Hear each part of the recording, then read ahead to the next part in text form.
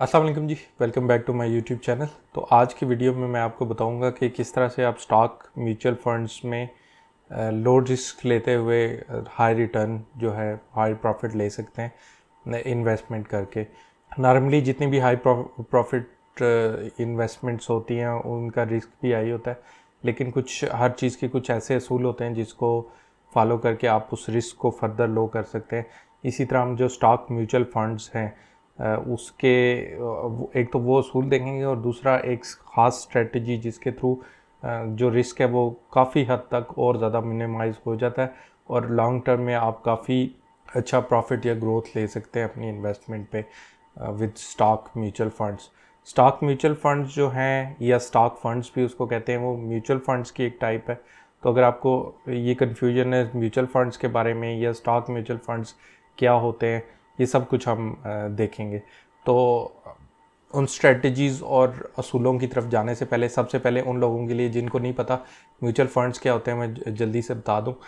पाकिस्तान में काफ़ी investment companies हैं जो कि नॉर्मली बैंक्स नहीं ओपन की हुई हैं, जैसे मीज़ान बैंक की जो है अल मीज़ान है, इसी तरह एमसीबी बैंक की आई सेव है, इसी तरह बाकी बैंक्स जो होते हैं उनकी एक इन्वेस्टमेंट डिवीजन होती है जो कि स्पेसिफिकली लोगों के पैसे लेके वो फिर डिफरेंट म्यूचुअल फंड्स वगैरह में रखते हैं। ये वो इन्वेस्टमेंट फर्म्स जो हैं वो ये ऑपरेट करती हैं म्यूचुअल फंड्स वगैरह। तो म्यूचुअल फंड्स कुछ ऐसे फंड्स होते हैं डिफरेंट किस्म के, वो ज़रूरी नहीं किसी एक सेक्टर या एक चीज़ से रिलेटेड हो। कुछ स्टॉक एक्सचेंज पे बेस करते हैं, कुछ जो है वो नॉर्मल जैसे आपको प्रॉफिट मिलता है एक बैंक अकाउंट में पैसे रखने से, जो बैंक जो है आपसे पैसे लेता है और फिर आगे लोगों को कर्जे वगैरह देता है और उस पर जो प्रॉफिट होता है वो फिर वापस आपको वापस करता है, इस तरह। या फिर जो है प्रॉपर्टी वगैरह में इन्वेस्ट करता है। तो इस तरह डिफरेंट किस्म के म्यूचुअल फंड्स बैंक्स जो हैं वो ओपन करते हैं और उसमें लोगों से फिर ऑप्शन देते हैं लोगों को कि उनमें इन्वेस्ट करें। और वो इन्वेस्टमेंट इतनी कम भी होती है कि कुछ बैंक्स जो है 500 से रुपए से शुरू करते हैं, कुछ बैंक जो है 5,000 रुपये से शुरू करते हैं और वो आगे फिर आप मिलियंस में बल्कि लाखों करोड़ों में भी कर सकते हैं। इस तरह से वो आपकी और इस तरह मुख्तलिफ लोगों की इन्वेस्टमेंट लेके तो उस स्पेसिफिक किस्म के फ़ंड में रख लेते हैं और उसमें से फिर जो प्रॉफिट आता है सबको देते हैं। तो ये तो हो गया मेन कि म्यूचुअल फ़ंड क्या होता है। और इसका फ़ायदा ये भी होता है कि मसलन प्रॉपर्टी में आप कम पैसों के साथ शायद इन्वेस्ट ना कर सकें, लेकिन अगर आप एक property based mutual fund open किया किसी बैंक ने तो उसमें काफ़ी लोगों ने इन्वेस्ट किया और वो बड़ी बड़ी अपार्टमेंट बिल्डिंग्स और ये वो बना के या लेके किराए वगैरह पे दे देंगे या उसको बेच के जो भी पैसे उनको मिलेंगे उसको फिर वो आगे जो है वो इसी तरह लोगों में तकसीम कर देते हैं। और ये सिर्फ प्रॉपर्टी में नहीं होता, ये स्टॉक एक्सचेंज का भी होता है कि वो लोगों से पैसे लेके स्टॉक एक्सचेंज में इन्वेस्ट कर दिए और वहाँ पे बड़े बड़े जो इन्वेस्टमेंट बैंकर्स होते हैं उनको तो सब पता होता है कि कौन सी कंपनी कैसी जा रही है और उनका एक्सपीरियंस होता है। वो अपने एक्सपीरियंस के साथ इन्वेस्ट करके उससे जो भी प्रॉफिट होता है वो फिर वापस उन लोगों में तकसीम कर देते हैं। इसी तरह गोल्ड में इन्वेस्ट करते हैं, crude oil based mutual funds होते हैं, मुख्तलिफ़ किस्म के म्यूचुअल फंड्स होते हैं। तो हम जिन specific type of mutual funds के बारे में आज बात करने जा रहे हैं वो स्टॉक फंड्स या स्टॉक म्यूचुअल फंड्स है। इसमें 3 टाइप्स होती हैं।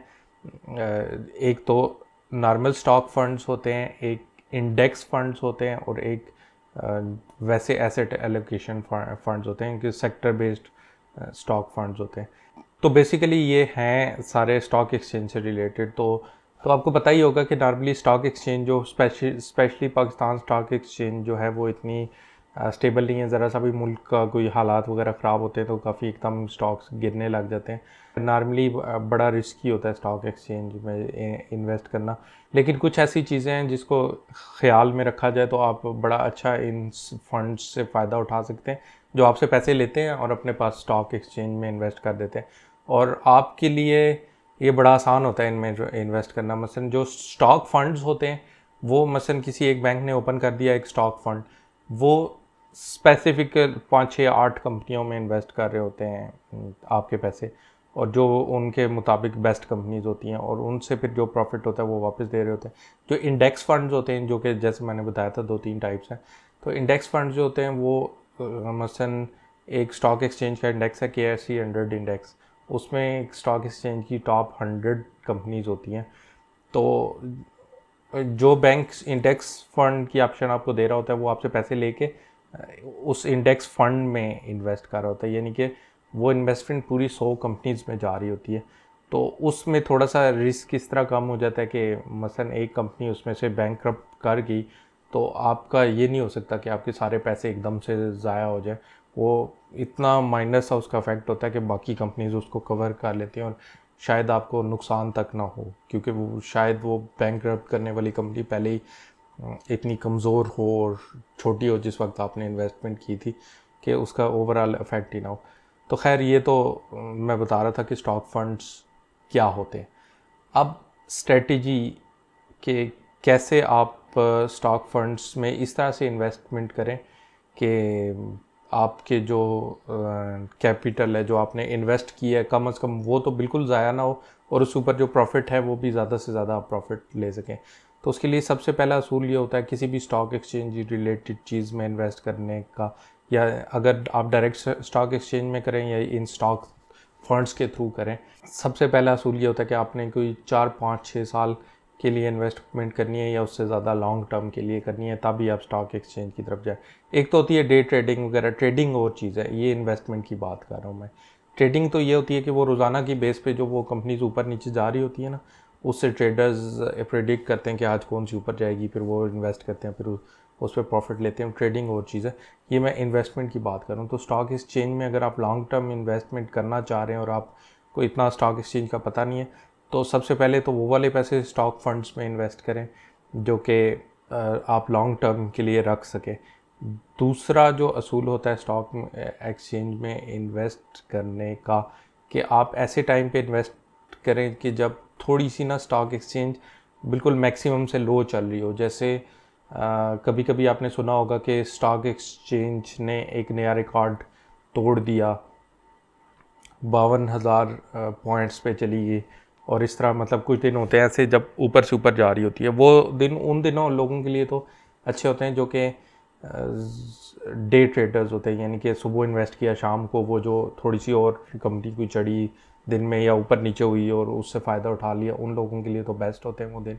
लेकिन उन लोगों के लिए जिन्होंने लॉन्ग टर्म के लिए इन्वेस्टमेंट करनी होती है, उन लोगों के लिए बिल्कुल वो सही नहीं होते। तो उन दिनों आप किसी भी स्टॉक बेस्ड फंड्स पे भी ना करें, इंडेक्स फंड या स्टॉक फंड या सारे जितने भी हैं उनमें भी इन्वेस्ट बिल्कुल ही ना करें उन दिनों में। तो जो स्ट्रेटजी, जो असल स्ट्रेटजी इस वीडियो का जो कोर है वो ये है कि जैसा कि मैंने आपको बताया कि लो टाइम पे करना है, तो एक तरीका और है। मसलन आप हर महीने कुछ इस तरह की अमाउंट रख लें कि मैं स्टॉक फंड में इन्वेस्ट करूँगा। उस ये स्ट्रेटजी अपनाने के बाद फिर आपको ये ज़्यादा गौर नहीं करना पड़ेगा कि अब स्टॉक एक्सचेंज बहुत लो चल रही है या बहुत हाई चल रही है तो मैं इन्वेस्ट ना करूँ। उसमें ये होता है कि मसलन आपने इस महीने इन्वेस्ट किए, फॉर एग्ज़ाम्पल आप हर किसी की इन्वेस्टमेंट करने की अलग होती है, कोई 10,000 कर सकेगा, कोई 50,000 कर सकेगा, कोई शायद 2 लाख कर सके और कोई शायद 10 लाख या ज़्यादा इन्वेस्ट कर सके। तो मैं अमाउंट्स पे नहीं जाता, लेकिन फॉर एग्ज़ाम्पल आपने इस मंथ 10,000 रुपये इन्वेस्ट किए किसी भी स्टॉक फंड में और स्टॉक एक्सचेंज थी 40,000 पे या 50,000 पे चल रही थी। अगले मंथ जो है वो आपने इन्वेस्ट किए 10,000, एकदम से कोई सेंटर में बहुत ही सख्त चीज़ हुई, वो स्टॉक एक्सचेंज बहुत ज़्यादा नीचे चली गई, 30,000 पे चली गई। इतने जल्दी वैसे ड्रॉप होती नहीं है, वो ग्रेजुअल प्रोसेस होता है ऊपर जाने का भी और नीचे जाने का भी। तो खैर 30,000 पे की है। अब आपकी जब आप पिछले महीने का और इस महीने का देखेंगे तो एवरेज जो निकलेगी ना, मसलन आपने 50,000 पे इन्वेस्ट किया था और अब 30,000 पे किया, तो आपकी एवरेज जो इन्वेस्टमेंट की है वो 40,000 के करीब आ जाएगी। यानी कि आप 40,000 से ऊपर जब भी हो कभी स्टॉक एक्सचेंज, तो आप उन पैसों को निकलवा सकते हैं। वरना आपने जब 50 पे किया था और 50 से नीचे फिर आप कभी भी निकलवाते तो वो आपको नुकसान हो गया। इस तरह आपकी थोड़ी सी नॉर्मलाइज होती जाती है। इसी तरह नेक्स्ट मंथ अगर 40 पे वापस आ गई तो चलें, अब आपके सारी इन्वेस्टमेंट की ना वो जो नॉर्मलाइज लेवल है वो 40,000 आ गया। फिर अगले महीने आपने इन्वेस्ट कर देना है। उस महीने अगर मार्केट फिर 35 पे चली गई थी तो वो 35 से 39 के दरमियान या 37 के हज़ार के दरमियान आ गया आपका नॉर्मलाइज लेवल। उसका मतलब ये है कि आप 37,000 से ऊपर जब भी मार्केट होगी तो आप अपने इन्वेस्टमेंट को निकलवाएंगे, स्पेशली इंडेक्स फंड्स के केस में, तो आपको नुकसान नहीं होगा। तो ये 3-4 माह तो नहीं, ये थोड़ा सा लंबा प्रोसेस होता है। आप बेशक 5 साल 6 साल आप थोड़ा थोड़ा जितना भी हर महीने इन्वेस्ट करते रहें, तो वो आपकी ना ओवरऑल नॉर्मलाइज हो जाएगी। जो इन्वेस्टमेंट है वो फिर आपको ज़्यादा गौर नहीं करना पड़ेगा कि आपने जो है बहुत ही लो जाए। अब ये भी हो सकता है कि वैसे तो जितनी लो पे इन्वेस्टमेंट होती है ना, जितनी स्टॉक एक्सचेंज लो गई भी है और आपने इन्वेस्ट किया है और फिर लॉन्ग टर्म के बाद जब थोड़ा सा अच्छी जगह पे आए तो आप पैसे निकलवा लें, तो जितनी लो पे होती है इतनी अच्छी होती है। लेकिन अक्सर ये होता है कि कभी स्टॉक एक्सचेंज ऊपर से ऊपर चढ़े जा रही है, चढ़े जा रही है, माँ चढ़े जा रही है, तो फिर आपको बहुत ज़्यादा वेट करना पड़ता है कि अच्छा अब ऐसा टाइम आए जब बिल्कुल लो हो, और वो कभी नीचे आती है फिर थोड़ी सी ऊपर चली जाती है। तो वो ज़्यादा ऊपर जा रही होती है और लोग फ़ायदा उठा रहे होते हैं, आप इस वेट में होते हैं कि वो नीचे चली जाए। तो उसके लिए फिर ये बेस्ट यही है कि आप चाहे वो ऊपर भी हो तो आप इन्वेस्ट करते रहें और नीचे भी हो तो इन्वेस्ट करते रहें। हाँ, ये हो सकता है कि आप मसलन जो मंथ टू मंथ इन्वेस्ट कर रहे हैं वो आप एक ख़ास अमाउंट, जैसे 10,000 मैंने बताया, वो हर बंदे के केस में डिफरेंट होगी ऑब्वियसली। तो वो एक अमाउंट रख लें जो हर महीने करते रहें, और एक जो बड़ी अमाउंट है ना वो उठा के साइड पे रखते हैं। तो वो कोई आप ऐसे मौके का आप उसके लिए इंतज़ार कर सकते हैं। उसको साइड पे आपने कैश की सूरत में तो रखना ही नहीं है ना। इन्वेस्टमेंट का असूल नंबर 1 के कैश की सूरत में कोई चीज़ नहीं होनी चाहिए। आप उसको बेशक किसी सेविंग अकाउंट में या किसी डेली इनकम फंड या मंथली इनकम फंड में रख ले, उसमें जस्ट प्रॉफिट आता रहता है, उसमें वो नीचे उसकी वैल्यू कम होने का कोई खदशा नहीं होता डेली और मंथली इनकम फंड्स में। उसके बारे में अगर आपने जानना है तो मैं इधर ऊपर लिंक लगा दूंगा किसी साइट पे, जो भी ऊपर लिंक होता है ना कार्ड, तो उस पर डेली और मंथली दोनों की मेरी वीडियोस अवेलेबल हैं। डिस्क्रिप्शन में भी उनके लिंक्स होंगे, बल्कि सारे रिलेटेड लिंक्स ना मैं डिस्क्रिप्शन में भी लगा दूंगा, आप पूरे जाके डिटेल में देख लीजिएगा डिस्क्रिप्शन में लिंक। आप जो वो बड़ी अमाउंट है वो उन डेली और मंथली इनकम फंड्स में रख लें, और इस तरह ग्रेजुअली ना आप स्टॉक फंड्स में करते रहें। और फिर एक ख़ास टाइम जब बहुत ही कोई ऐसी कैटास्ट्रोफी आती है या कोई और मुल्क के पॉलिटिकल हालात ख़राब होते हैं, जैसे ये कोरोना के दिनों में स्टॉक एक्सचेंज काफ़ी नीचे चली गई थी, वो तकरीबन 27,000 पॉइंट्स पे चली गई थी। वो बेस्ट टाइम था जो अपनी बड़ी इन्वेस्टमेंट्स या बड़ी कैश आपने अलग स्टैश किया हुआ ना कहीं पे, उसको उठा के स्टॉक एक्सचेंज में डालने का, क्योंकि उसके बाद बहुत ही जल्दी अक्सर जो है वो वापस रिकवर कर जाती है या मार्केट। लेकिन फिर भी असूल यही है कि आप ऐसा पैसा स्टॉक एक्सचेंज में डालें जो कि आप 3-4 साल तक उसको होल्ड रखने की आपके पावर हो आपके पास। अक्सर ये होता है कि स्टॉक एक्सचेंज कभी मसलन जैसे मैंने बताया, आप रोज़ करते रहे, हर महीने इन्वेस्टमेंट करते रहे और आपकी इन्वेस्टमेंट तकरीबन वो 37,000 38,000 के लेवल पे या 40,000 के लेवल पे जाके नॉर्मलाइज हो गई है, तो वो ये ना हो कि अगले 3-4 साल 40 से नीचे ही रहे स्टॉक एक्सचेंज। तो फिर आपको की होल्डिंग पावर इतनी होनी चाहिए कि आप 3-4 साल तक उस पैसे को भूल जाएं और उस वक्त ही उसको वापस निकालें जब वो 40-45,000 से ऊपर वापस चली जाए स्टॉक मार्केट। तो इसीलिए कहते हैं कि स्टॉक मार्केट की किसी भी रिलेटेड चीज़ में इन्वेस्ट करने के लिए मिनिमम जो टाइम होता है ना वो 5 साल आपकी होल्डिंग पावर होनी चाहिए। ओवरऑल जब आप ये नॉर्मलाइज करके इस तरह मतलब हर महीने कुछ ना कुछ इन्वेस्ट करते रहेंगे, तो वैसे ओवरऑल जो ट्रेंड होता है ना स्टॉक मार्केट का लॉन्ग टर्म में, वो तो ऊपर जाती जाती है चाहे कुछ भी हो। जैसे कि इकॉनमी आपकी गिरी हुई है, कोई हालात ख़राब चल रहे हैं, तो वो नीचे जाएगी, लेकिन वो मसनूई तौर पे नीचे होती है कि इन्वेस्टर का जो कॉन्फिडेंस है वो वक्ती तौर पे नहीं होता। लेकिन ओवरऑल लॉन्ग टर्म में कंपनीज़ जो हैं वो प्रॉफिट तो ले रही होती हैं। मसलन स्टॉक एक्सचेंज की कोई कंपनी है, प्रॉक्टर एंड गैम्बल, या कोई है PSO, वो तो अपना फ्यूल बेच रहे हैं या वो अपनी प्रोडक्ट्स बना के बेची जा रहे हैं।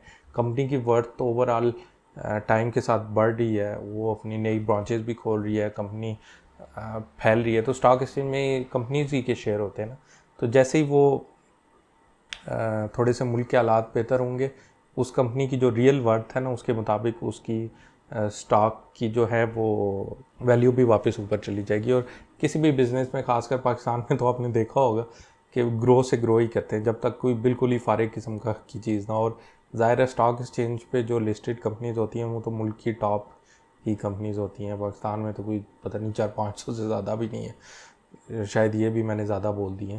तो वो टॉप कंपनीज होती है और उन्होंने लॉन्ग टर्म में तो ग्रो करना ही करना होता है। हाँ, टाइम के साथ ऊपर नीचे होती रहती हैं। तो फिर ये असूल आप ज़रूर याद रखें कि आपने जो है वो ग्रेजुअल इन्वेस्टमेंट करनी है, एकदम से किसी टाइम पे इन्वेस्टमेंट नहीं करनी। ये ना हो फिर उससे नीचे चला जाए स्टॉक एक्सचेंज और फिर आप बैठे ही रहे। तो वो ग्रेजुअल जो होती है ना, वो उसको ना उसका लेवल नॉर्मलाइज करके, या फिर आप ये ना हो किसी टाइम पे ये समझे कि अभी बहुत नीचे जा चुकी है, इससे नीचे नहीं जा सकती, तो आप पूरी इन्वेस्टमेंट कर दें और ये ना हो कि अगले महीने एक और आपको चांस मिल रहा हो शायद कि उससे भी थोड़ी सी नीचे जानी थी। तो इसलिए जो आपकी बड़ी इन्वेस्टमेंट्स भी है ना, वो जो चंक आपने अलग रखा हुआ है, उसको भी जब बहुत नीचे चली गई है तब भी आप बेशक एक उसमें ना करें। कुछ उसके पैसे जो हैं वो मसलन उसका तीसरा हिस्सा एकदम से डाल दिया, फिर 10 दिन बाद एक और तीसरा हिस्सा डाल दिया, फिर 10 दिन बाद तीसरा हिस्सा अपनी जो स्टॉक फंड्स में वो मुंतकिल कर दिया, और फिर इसी तरह जब वापस निकालने हो पैसे तो फिर आप ज़रा ज़्यादा भी वेट कर लें। बेहतर है कि उसको 40-50-60 हज़ार की तरफ जाने दें। 60 तक तो आज तक नहीं गई, 52,000 तक गई है, और वो एक ही दफ़ा गई थी आज से 6-7-8 साल पहले। तो ज़ाहिर देखिए आप, वो उस वक्त बिल्कुल पीक पे थी। पीक पे जिसने एकदम सारे अपने पैसे डाल दिए होते वो तो आज तक बैठ के इंतज़ार ही कर रहा होता कि कब स्टॉक एक्सचेंज जो है रिकवर करे। अब उसके बहुत करीब है, हो सकता है कर जाएगी, और अभी नहीं तो फिर 5 साल बाद और कर जाएगी। लेकिन ये स्ट्रेटजी अच्छी नहीं होती कि एकदम से उठा के सब कुछ अपना जो है वो स्टॉक एक्सचेंज के किसी फंड में या स्टॉक एक्सचेंज के किसी स्टॉक में डाल दिया जाए। इससे काफ़ी लोग नुकसान भी उठा लेते हैं। तो बेहतर है उसको आप ग्रेजुअल, जो कोर और क्रक्स है ना इस वीडियो का जो मैंने आपको बताना था, वो और चीज़ों के साथ साथ ये है कि आपने छोटे छोटे चंक्स में उसको इन्वेस्ट करना है।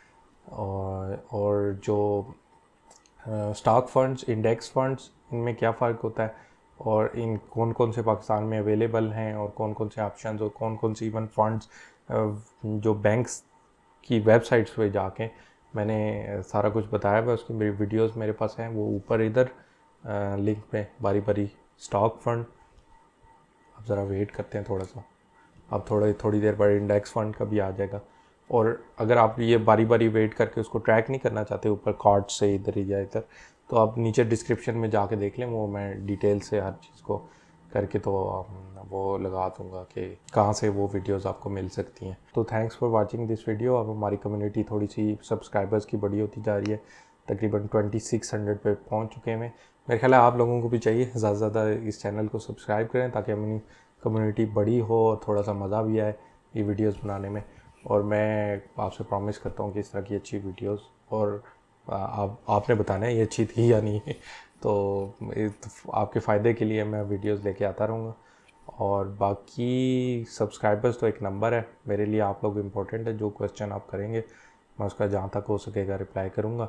बस मेरी ये कोशिश होती है कि कोई भी मिसलीडिंग इन्फॉर्मेशन मैं ना दूँ, और सिर्फ उन टॉपिक्स पे वीडियोस बनाओ जो कि आपके लिए फ़ायदेमंद हो।